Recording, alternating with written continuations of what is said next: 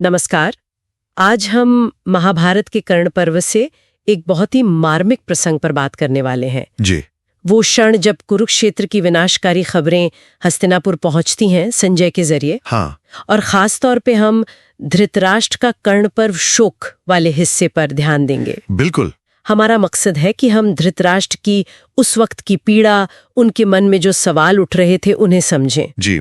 जब युद्ध की जो असलियत थी वो उनके सामने खुल रही थी। तो चलिए इस गहरे शोक और सच्चाई से सामना करने वाले पल को थोड़ा और करीब से देखते हैं। हाँ। तो सुनने में आता है कि जैसे ही धृतराष्ट्र ने खबर सुनी, उनकी हालत एकदम बिगड़ गई। वो जैसे सुध-बुध खो बैठे। जी हाँ, बिल्कुल।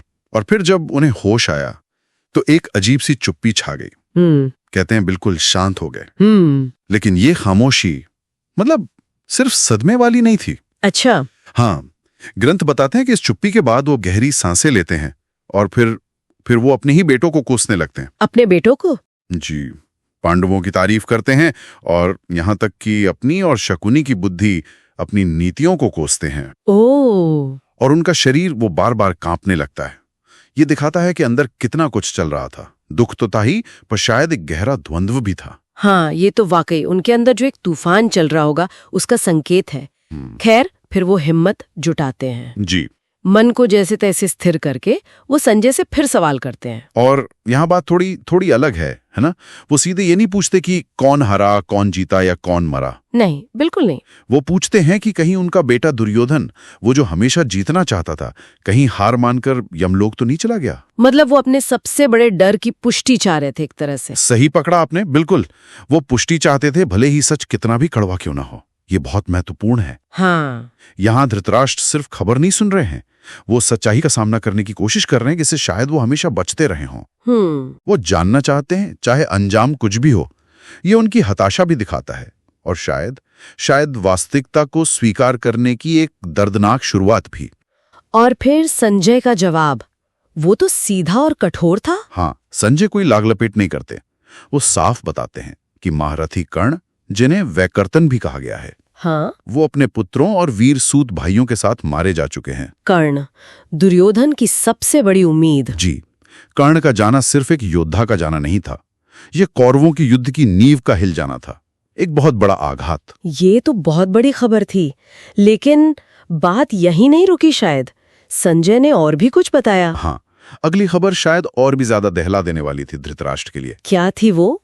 संजय आगे बताते हैं कि यशस्वी भीमसेन ने दुशासन का वध कर दिया है। दुशासन का वध? और सिर्फ वध नहीं, संजय बताते हैं कि क्रोध में भीम ने रणभूमि में उसका रक्त भी पिया। ओह, ये सुनकर तो रोंगटे खड़े हो जाते हैं। ये तो सिर्फ मृत्यु नहीं, ये तो प्रतिशोध। बिल्कुल। हाँ, बदले की भावना की पराकाष्ठा। ये द्रौपदी के अपमान का बदला था जो भीम ने लिया।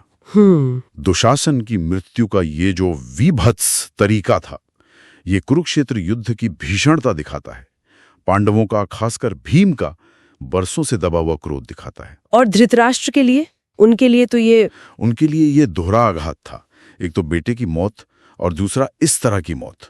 कुल का अपमान, विनाश का साक्षात प्रमाण था ये। हाँ, मतलब कर्ण का जाना एक सामरिक हार थी, पर दुशासन की ऐसी मृत्यु वो कौरवों के नैतिक पतन और आने वाली पूरी तबाही का प्रतीक बन गई। तो कर्ण और दुशासन, कौरव पक्ष के दो इतने मजबूत स्तंभ, उनका गिरना तो मतलब युद्ध के अंत का स्पष्ट इशारा था। बिल्कुल। तो इन श्लोकों में हम असल में धृतराष्ट्र के टूटते हुए मनोबल को देखते हैं। जी, उनके गहरे शोक तो, और उस कठोर सच्चाई को जिससे वो अब और टाल नहीं सकते थे।